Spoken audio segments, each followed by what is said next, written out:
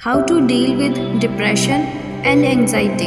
ये जो depression word है आजकल बहुत कॉमन हो गया है। छोटे छोटे बच्चे भी कह रहे हैं कि मैं डिप्रेस हूँ और वो दवाइयाँ खा रहे हैं। ये कोई मामूली बात नहीं है। अब सबसे पहले हमें ये समझना है कि व्हाट इज़ डिप्रेशन, और फिर देखेंगे कि इसका क्या सॉल्यूशन है। क्या सिर्फ ये एक साइकोलॉजिकल सोच है या फिर हमारे ब्रेन के अंदर जो केमिकल इम्बैलेंसेस हो रहे हैं इससे भी उसका कोई रिलेशन है। सबसे पहले पॉइंट ये है कि व्हाट इज़ डिप्रेशन। कुछ लोग कहेंगे कि ये हमारी सोच पर डिपेंड करता है कि हम पॉजिटिव सोच रहे हैं या नेगेटिव। हमें ये जानना है कि हमारे इस सोच के पीछे कोई फिजिकल रीज़न भी है। हम क्या करते हैं, हमेशा एक प्रॉब्लम के छोटे से पार्ट को देखते हैं और उस छोटे से पार्ट पर काम करते रहते हैं और हम पूरी तरह से प्रॉब्लम को नहीं देखते।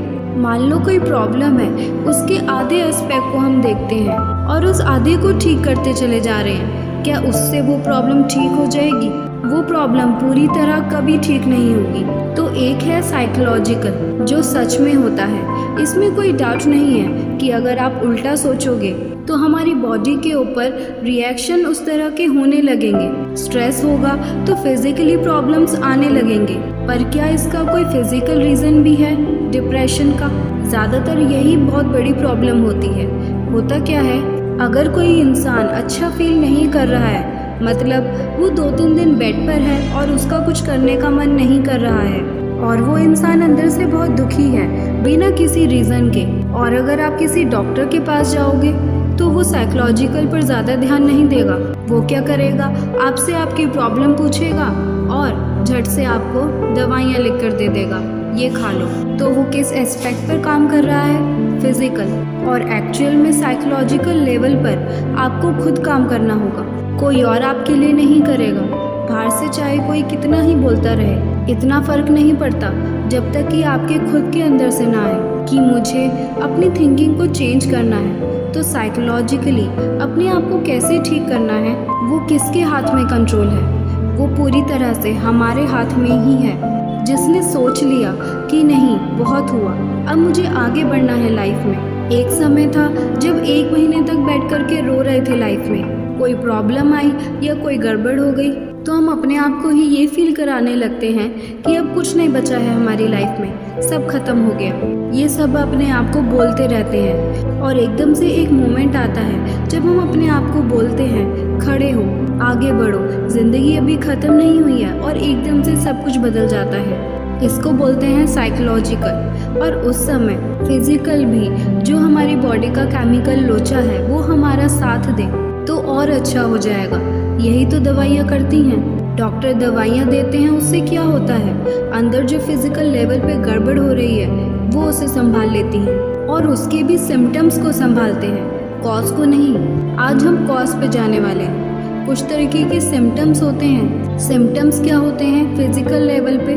कुछ तरीके के केमिकल्स होते हैं जो रिलीज़ होने चाहिए हमारे ब्रेन में और वो रिलीज़ नहीं होते हैं, और इसी की वजह से हम सैड फील करते हैं बिना किसी रीज़न के। उसके साथ अगर और कोई उल्टे सीधे थॉट्स चल रहे हैं तो और वो साइकिल घूम रही है। जितने थॉट्स आ रहे हैं हम उतना उदास फील कर रहे हैं, और जितना उदास फील कर रहे हैं उतने ज़्यादा थॉट्स आ रहे हैं। जब हमारा मूड ख़राब होता है तो हमें सैड सॉन्ग सुनने का मन करता है, और जितने ज़्यादा हम सैड सॉन्ग सुनते हैं उतना ज़्यादा ही हम सैड फील करते हैं।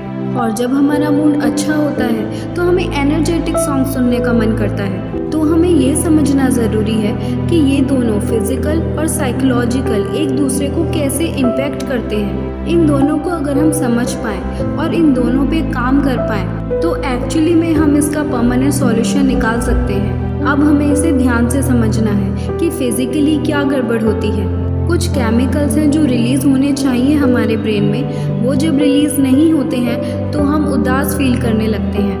और कुछ ऐसे केमिकल्स हैं जो रिलीज़ नहीं होने चाहिए और वो रिलीज़ होते चले जाते हैं। स्ट्रेस हार्मोन भी बोलते हैं उसको। तो ये मेडिकेशन क्या करती है, उसको ब्लॉक करती है जो रिलीज़ नहीं होना चाहिए, और जो रिलीज़ होना चाहिए उसको आर्टिफिशियली क्रिएट करती है और वो रिलीज़ होने लगता है तो आपको अच्छा फील होने लगता है। दवाई लेकर हमें अच्छा फील होता है।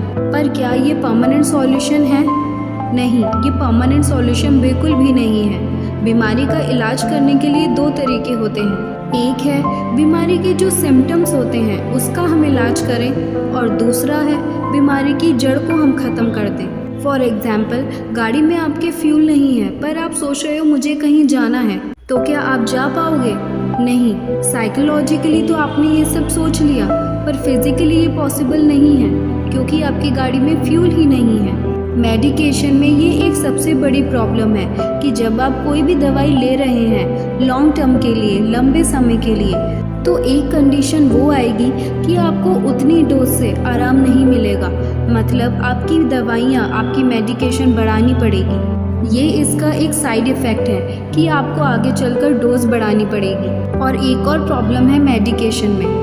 मेडिकेशन क्या करती है कि जो आपकी बॉडी स्ट्रेस आउट है, आपकी ब्रेन स्ट्रेस आउट है, आपके ऑर्गन स्ट्रेस आउट है, उसको रिलैक्स कर सकती है। और दूसरी तरफ से क्या कर सकती है, कुछ ऐसे केमिकल्स रिलीज़ कर सकती है जिससे आप एक्साइटेड हो जाओ।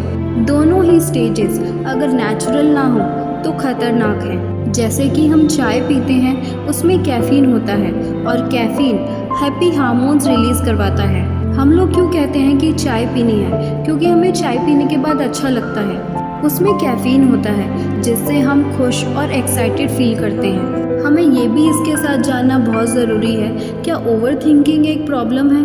क्योंकि कुछ भी काम अगर हम करते हैं तो हमें सोचना पड़ता है। बिना सोचे आप कोई भी काम नहीं कर सकते, तो थिंकिंग प्रॉब्लम नहीं है। अगर उस थिंकिंग में क्लैरिटी नहीं है तो प्रॉब्लम है। क्लैरिटी है तो जितना मर्जी सोच लो, कोई प्रॉब्लम नहीं है। फॉर एग्जाम्पल, अगर आप कोई स्टूडेंट हैं, किसी क्लास में बैठे हैं या कोई सेशन अटेंड कर रहे हैं, तो वहाँ पर किसी भी टॉपिक को समझने के लिए आपको सोचना ज़रूरी है। क्योंकि अगर कोई आपको कुछ समझा रहा है तो आप पलटकर क्वेश्चन भी करते हैं, मतलब आप सोचते हैं। तो जितनी थिंकिंग में क्लैरिटी आती चली जाती है, आप उतना अच्छा फील करते हो, तो मतलब थिंकिंग प्रॉब्लम नहीं है। तो इन मेडिकेशन की वजह से क्या होता है कि हो सकता है कि आपको थिंकिंग की ज़रूरत हो, सोचने की ज़रूरत हो, पर माइंड इतना रिलैक्स हो गया है कि कुछ करने का मन ही नहीं कर रहा है।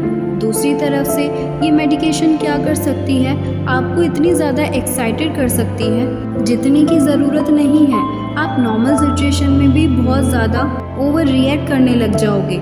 तो ज़रूरत से ज़्यादा एक्साइटमेंट भी बुरा है और ज़रूरत से ज़्यादा रिलैक्सेशन भी बुरा है।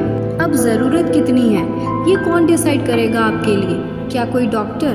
क्या कोई दवाई? नहीं, ये आपको खुद को पता होना चाहिए। तो इसका परमानेंट सॉल्यूशन हमें सोचना है। हमारी बॉडी के लिए फ्यूल क्या है? फूड। फ्यूल मतलब सिर्फ खाना नहीं है, वो सिर्फ एक हिस्सा है फ्यूल का।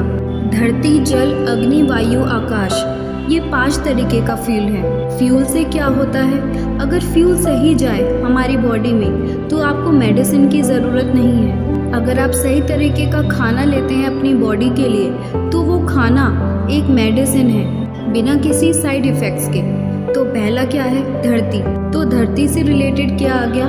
फ्रूट्स और वेजिटेबल्स। और दूसरा क्या है? जल, पानी।